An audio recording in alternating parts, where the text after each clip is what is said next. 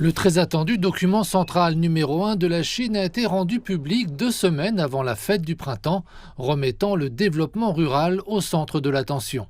La sécurité alimentaire reste une priorité absolue. Malgré plusieurs années consécutives d'augmentation de la production céréalière, le document souligne que l'approvisionnement alimentaire en Chine continue de subir une pression à long terme.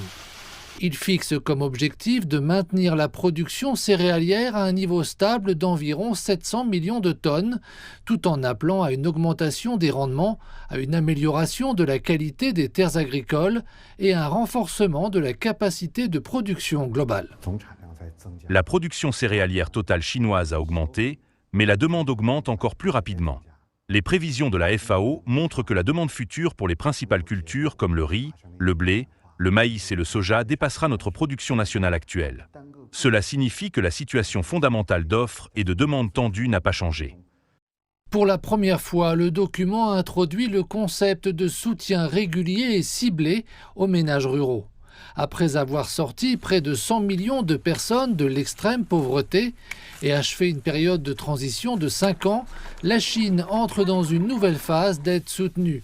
Celle-ci vise à garantir que les agriculteurs continuent à bénéficier des fruits du développement. Les revenus ruraux ont augmenté de manière constante, cependant des écarts subsistent, en particulier dans les comtés autrefois pauvres.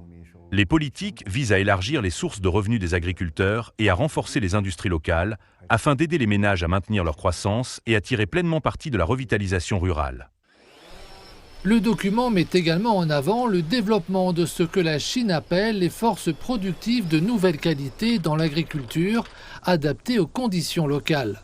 Selon cet expert, cela inclut les progrès dans le domaine des technologies en matière de semences, l'utilisation accrue d'équipements intelligents et automatisés, et les outils numériques visant à pallier la pénurie de main-d'œuvre et à réduire les coûts de production, en particulier pendant les périodes de pointe de l'activité agricole.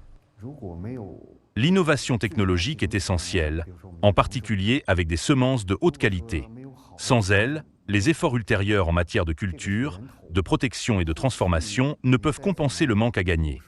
Deuxièmement, les équipements intelligents et automatisés permettent une plantation et une protection précises, en s'appuyant davantage sur la science que sur l'expérience, tout en réduisant considérablement les coûts sur de vastes surfaces.